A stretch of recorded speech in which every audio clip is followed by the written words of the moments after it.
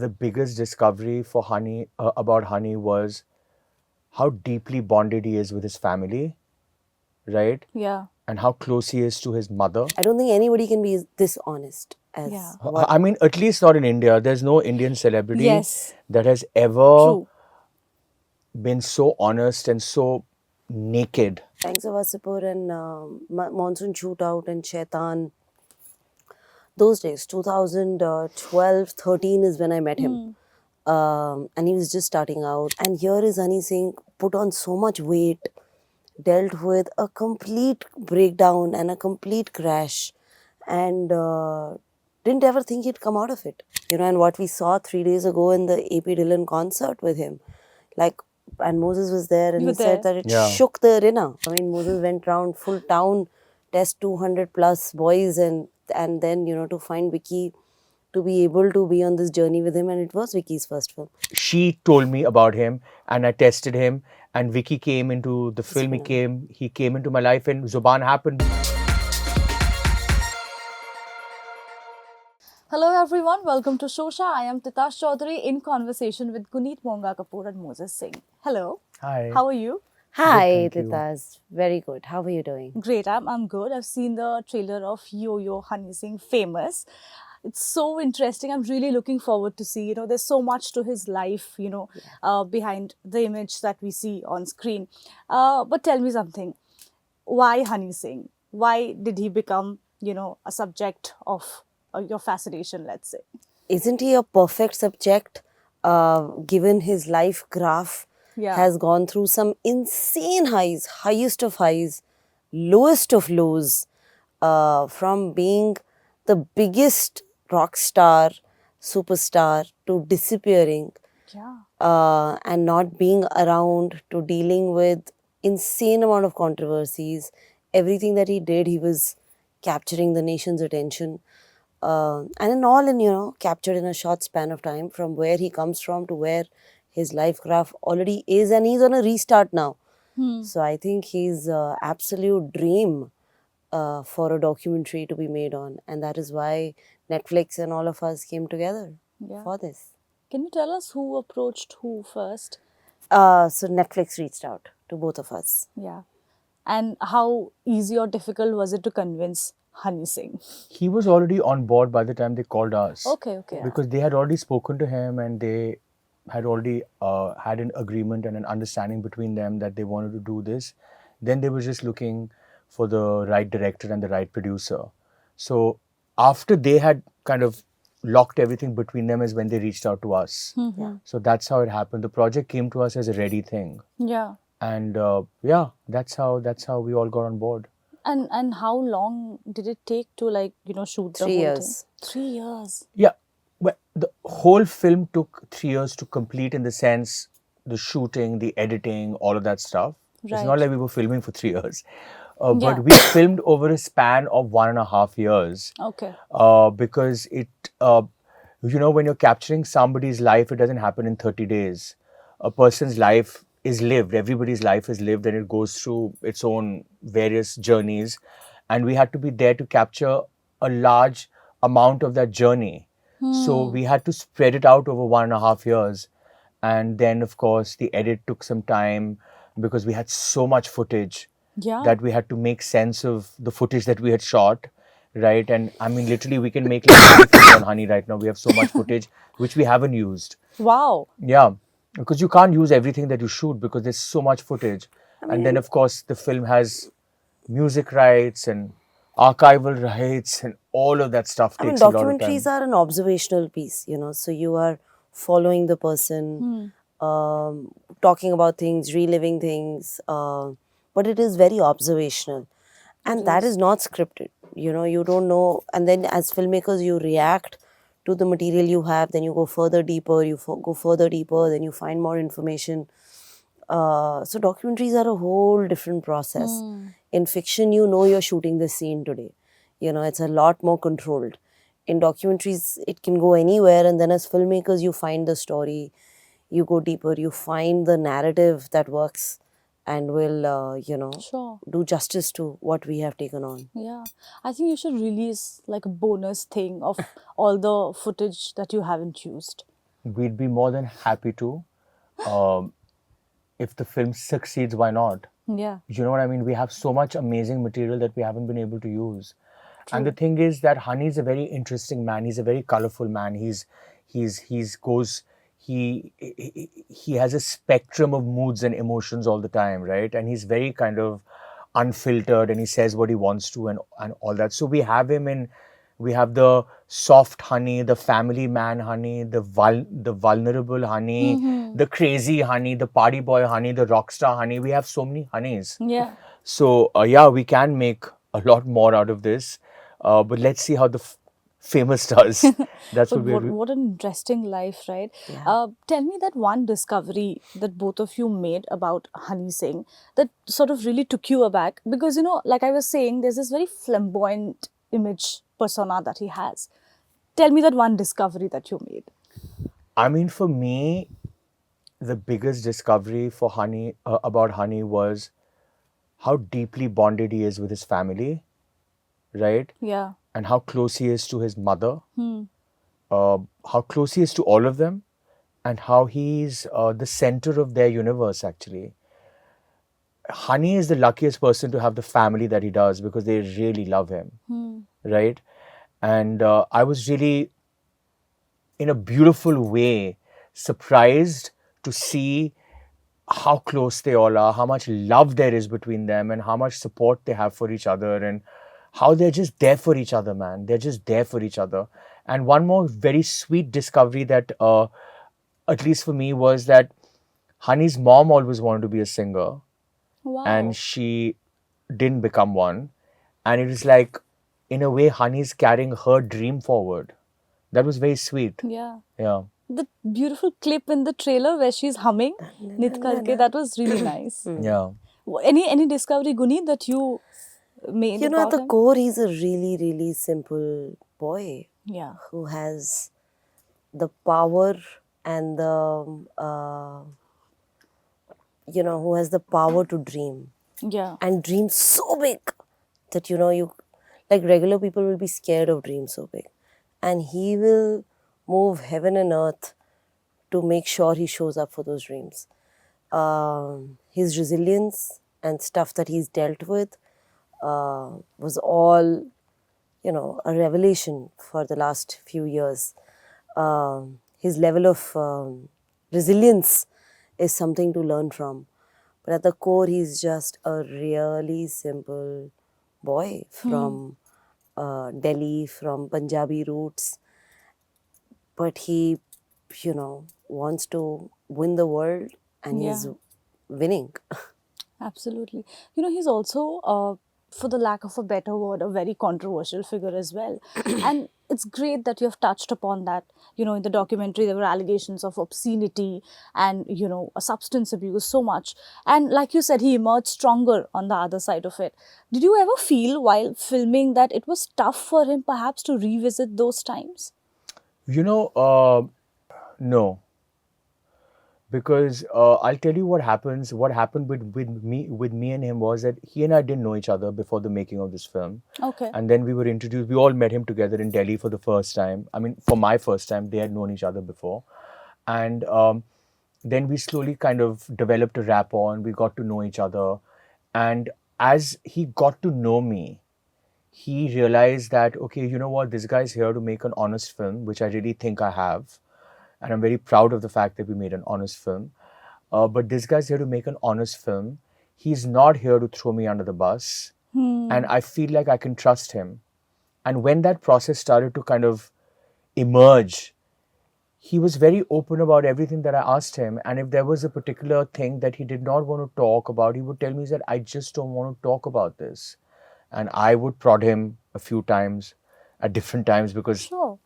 but then the answer became in his saying, I don't want to talk about it. That became the answer. So you know what I mean? So I was like, okay, I'm just going to put this on camera that you are saying that you don't want to talk about it, even though I'm asking you. So there was those kind of things which he didn't want to talk about were like, I would say like maybe one or two things. Everything else he's spoken about. But And it also- was not difficult. But it was also really, really beautiful to see Mozez and Honey's bond over these 3 years. I mean, as a producer and as, to be able to, to be able to work with somebody who has seen life much larger, much bigger, insane amount of controversies, insane amount of highs and lows together, And you know, so in- much scrutiny. and so much Yeah. scrutiny in a very short span in life. Yeah. So much to process, mentally, bodily, spiritually, emotionally, personally. So it was just really nice for me as a producer also to see their bond, because when that trust happened, it went deeper and deeper. So it was somewhere a very spiritual journey also. You'll see the film to know that Mozez has managed to speak about everything, and Honey's managed to show up as a complete, Yeah. honest gentleman Yeah. and be like, yes, where conversations are, where they need to go. So I would love you to watch it and see how, we've been. I don't think there's anything like this ever, Yeah. Yeah. you know. No, that's true. I don't think anybody can be this honest as Yeah. what. I mean, at least not in India. There's no Indian celebrity Yes. that has ever True. been so honest and so naked on camera as Yo-Yo Honey Singh has been on Famous. Like, really, it's just truly, truly remarkable how honest he's being and how exposed he's made himself be. Yeah. Yeah. Like he said, you knew him. It's like, can you tell us So how? during Gangs of Wasseypur, I think Okay. Gangs of Wasseypur and Monsoon Shootout and Shaitan, those days, 2012, 13 is when I met him. And he was just starting out and he was making his videos and suddenly no film would happen without Honey Singh's song. It just Yeah. came to that. So I know him from back then, when he was here in Bombay and we met in early days. And I heard his dreams on how he wants to make his videos and how he wants to shoot them. He had a big vision and he kept doing them like that, so yeah. Yeah. So then I'm sure you also, got to see the, the vulnerable side that he's talking about, the beaten version in real time. Yes. Yeah. During all those years. No, not all those No, I years. mean post that. No, now during the Okay. during the film, we're in a very transactional industry. You can be relevant, you can be on top of the charts, and then you can be irrelevant. You can be gone. Where have we seen a comeback? After you're fully gone, new people come and take in that space. There is, so much. We are in overconsumption of everything. Information, music, songs, music trends changing. And here is Honey Singh put on so much weight, dealt with a complete breakdown and a complete crash, and didn't ever think he'd come out of it. Yeah. And to get lost in that level of fame, and then to find yourself and find that power and resilience to come back, and then to be relevant and to connect with the youth a decade later, like now. Yeah. Now the 20-year-old kids. I mean, I'm 41. Yeah. And we were jumping and dancing on his songs a decade ago and throughout, and he's a phenomena pan-India. Like, he made Punjabi music pan-India. Paved the way, surely. He paved the way. Yeah. And then gone. And then so much more came in and took space. But he has that dream Yeah. that he's going to come back, and he's determined and he's done it. And that is the journey that we joined him on in the last 3 years. Album after album, his feedback, his coming back on, him articulating that and finding, and what we saw 3 days ago in the AP Dillon concert with him. Like, and Mozez was there and You he were said there. that it Yeah. shook the arena. It really It was wild. It was It crazy. was something else, no? Yeah. It was crazy when he came on. It was just really, really crazy. It was a I moment get for the goosebumps. books. Like, it was. Yeah.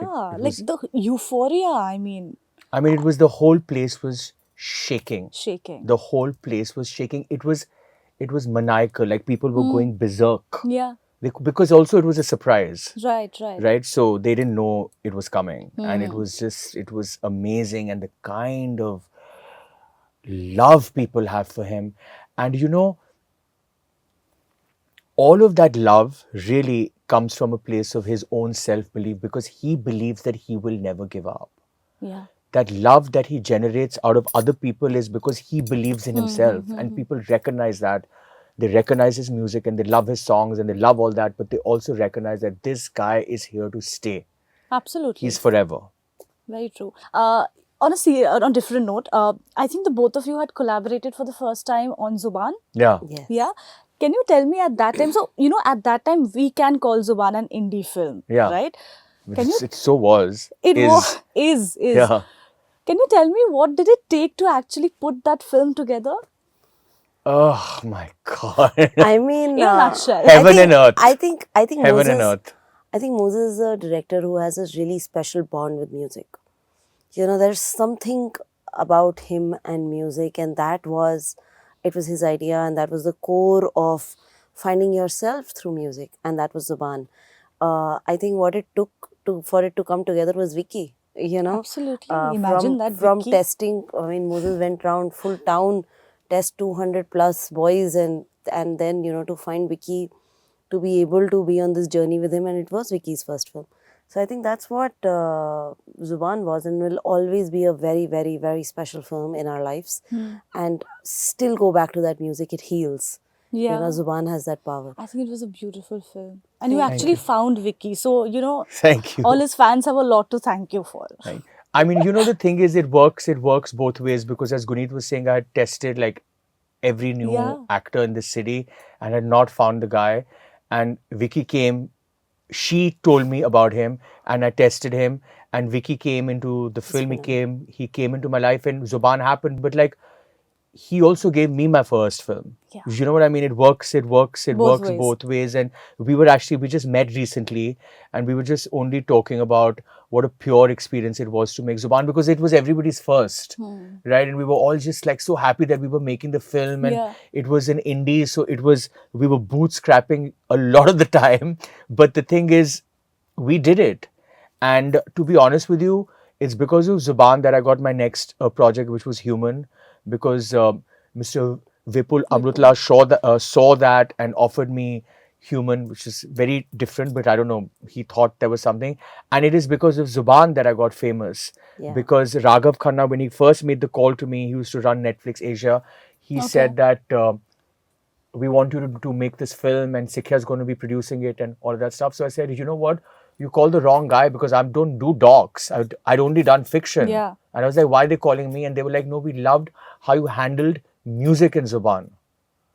And we want a fiction guy to do a documentary. So I was like, okay, that's a really cool kind of lateral way of thinking. And then, of course, I always want to make a film on a rock star. And here I got one on a platter.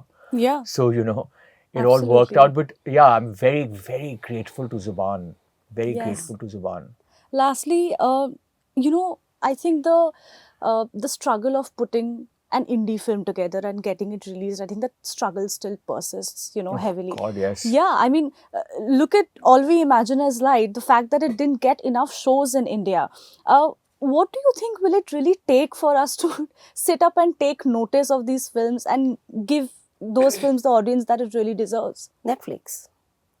Yeah. One word answer. One word answer. I mean, what the journey we had with Elephant Whisperers, and it's a global platform. It's in, around the world, it's huge. And Netflix is what bonds everybody. It's the one that makes the world one. I feel like it's clearing out boundaries. And it's also made us notice films with even Tamil, Telugu, Korean, Italian, Iranian, Spanish. So here we are. We could not have asked for a better platform. And especially for indie films, especially for documentaries. Yeah. And especially for something that you want to take from India to the whole world. Case in point, Elephant Whisperers. Very true. I mean, that is definitely a very big reason what she just said. I mean, thank God for Netflix, because all these things get made and it's incredible. But I do also think that if we had a lot more movie screens in this country, True. Right? If we had a lot more theatrical experiences of different kinds, not everything like, there were theaters catering to different kinds of films and different kinds of cinemas. Not everything can be a blockbuster, and not everything that wants to be a blockbuster. More like a platform release, Yeah. Like it goes state to state, but there are alternate venues where you can actually screen and people show up, and you can significantly run the film for a number period of time. Lunchbox actually had that journey in US. Yeah, exactly. Yeah. right? And it's very, very, it's really amazing when these little films are screened in big theaters, and it's such a big feeling and all that stuff. But I don't know when that's going to happen. Until then, thank God for Netflix and everybody else who supports um, content which is different.